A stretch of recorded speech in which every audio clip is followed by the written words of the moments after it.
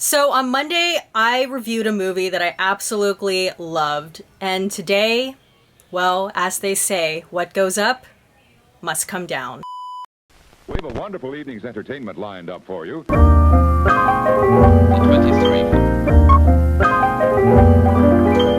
Hey, what is up, you guys? This is Steffi, aka In My Humble Opinion, and welcome back to another IMHO Film Club movie review. In today's video, I'm going to be talking about a movie that I honestly was not looking forward to watching because I just heard so many people talk about how bad this movie was, especially around the time when it was first released. Well, I bit the bullet for the sake of wanting to get through as many Oscar movies as possible. Also want to say too, before I get into my review, I genuinely tried to watch this as objectively as possible, despite the fact that I had heard so many bad reviews about this movie. So in today's video, we are talking about Hillbilly Elegy. So Hillbilly Elegy stars Glenn Close, Amy Adams, Gabriel Basso, Owen Ostalos, and Frida Pinto. The movie was directed by Ron Howard, written by Vanessa Taylor, based on the book Hillbilly Elegy by J.D. Vance. So in Hillbilly Elegy, when an urgent phone call pulls Yale Law student J.D. Vance, played by Gabriel Basso, back to his Ohio hometown, he reflects on 3 generations of family history and his own future. So yeah, essentially, both the movie and the book that this is based on is the life story of J.D. Vance and his family and what his upbringing was like. And as far as Oscars are concerned, this movie was only nominated for 1 Oscar, and that is for Best Supporting Actress for Glenn Close. So as in all my movie reviews here on this channel, I'm going to be talking about the pros, the cons, and then I'm going to give my overall rating and review at the very end. So let's get right into it. So let's talk about the pros. So the pro I have for this movie is Glenn Close's performance. And Glenn Close plays the role of J.D. Vance's grandma, who he endearingly calls Mama throughout the movie. She really transforms into Mama, both in her mannerisms as well as in her physical appearance. And in fact, at the very end of the movie, they show pictures and video footage of the real life people. And so you see what Mama actually looked like, and you're like, wow, Glenn Close really did look like Mama. And for me as well, Mama is my favorite character in this movie because she is one of a few characters I feel like that actually is instrumental to the plot and affects the plot in a real way. Towards the end of the movie, she eventually takes in her grandson, J.D. Vance, and it is because of the way that she brings him up that sort of inspires him to better himself. And again, going back to Glenn Close's performance, I know she is unfortunately one of a few people that has the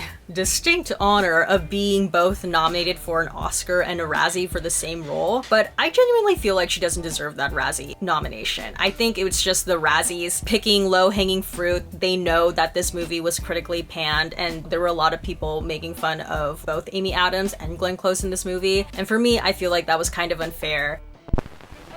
Alright, and my second pro for this movie is that it's a story that centers on rural America. So I appreciate the intention to center a story around this population of America, even though a lot of people may find that area of the country a bit divisive. And for that reason, I'm not gonna lie, I was a little hesitant to watch this movie because of that. But at the same time, I think that's the beauty of media in general, is that it allows you to have an insight into what other people's experiences and lives are like. I, at the very least, can appreciate and respect the intention to make a movie about this area of the country. Now, in terms of how well they told that story, we'll now get into that.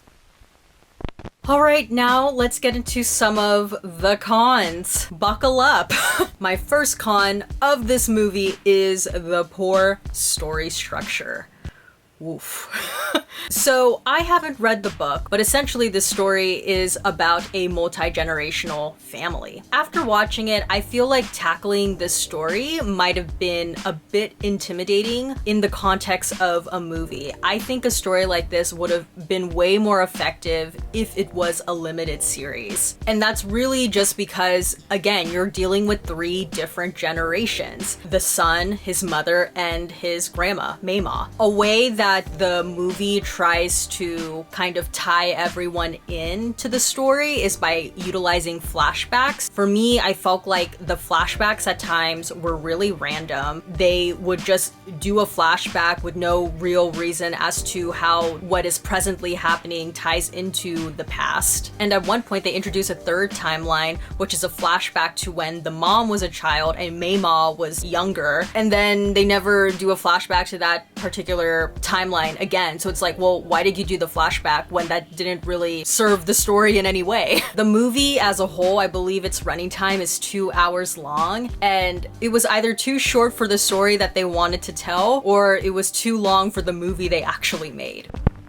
Alright, my second con to this movie is that the characters are super flat. Kind of like I was hinting at earlier, I really felt like there was no character development for anyone aside from the very end with JD Vance's character when he was a child. I don't know, perhaps this is the point, perhaps it's to prove like these people feel stuck and it's this like aimless cycle of poverty and trauma, but if that's the case, then maybe the movie should have showed us why that is. I think this film had an opportunity to explore the broken economic system, the opioid crisis, as well as how generational trauma gets passed down. But instead, most of the characters kept hitting the same emotional beat over and over and over again, and because of that, it felt like this story was rather repetitive.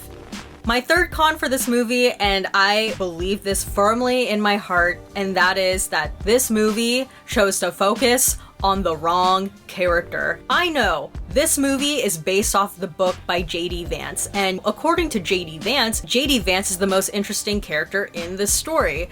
But, at least for me, subjectively speaking, I think the most interesting character of this story is actually the mom, played by Amy Adams. I think this movie would have been infinitely way more interesting if they built the narrative around her, especially considering the fact that she is at the center. She is the mom. She is the bridge between the generation of Mei-Ma and the younger generation of her son. As amazing and inspiring as it is that JD was able to get out, I think there's something to be said about the people who weren't able to get out. As they emphasized throughout this movie, the mom was smart. I believe they said she was like number 2 in her class of 400 or so people. So for me, while watching the movie, I kept thinking to myself, well, what happened? Why does she have such a tumultuous relationship with her mom? How does she feel about her son being able to get out and succeed when she wasn't? How did her relationship with her mom affect her own relationship with her daughter? Does she even try? Does she even still care? All of these questions go to show that the mom was just naturally positioned to be the most interesting character of this story. But guess what? They squandered her away. The movie never really attempted to address any of these questions or explore her character in a deep or nuanced way. Instead, we got these moments of erratic behavior over and over and over again, which is a shame because they just wasted Amy Adams.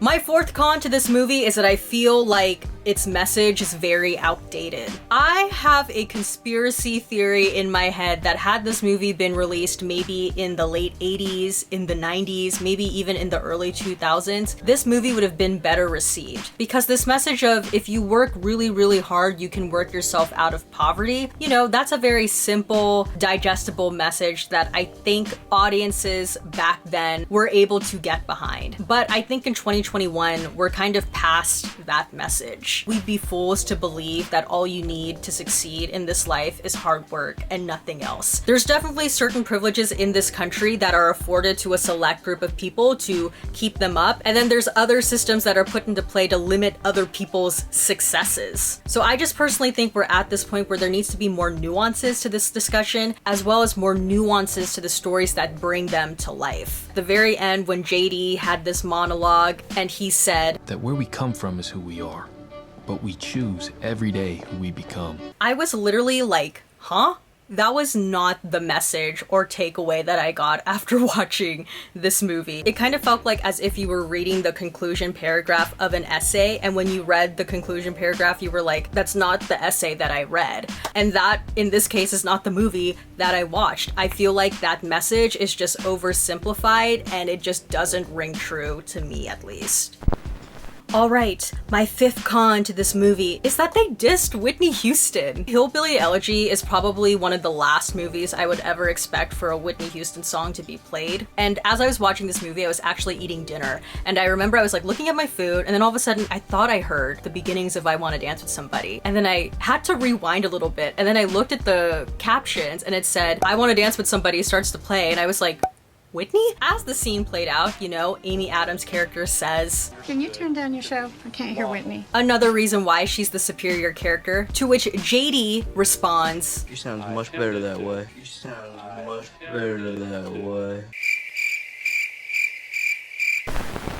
Alright, so my overall rating and review for Hillbilly Elegy is a C+, maybe B- for Glenn Close. Hillbilly Elegy had interesting story elements and characters to work with, but unfortunately it does not know what to do with them. This movie was a miss on so many fronts, from its script and to its complete squandering of Amy Adams. And while I wouldn't call it the worst movie I've seen in my life, Glenn Close can only do so much to save it. I can respect JD Vance's come up, and that's something I would never dismiss. But this oversimplified message of just work harder does not ring true in 2021. Alright, well that's about it for today's video. If you liked it, please give this video a thumbs up.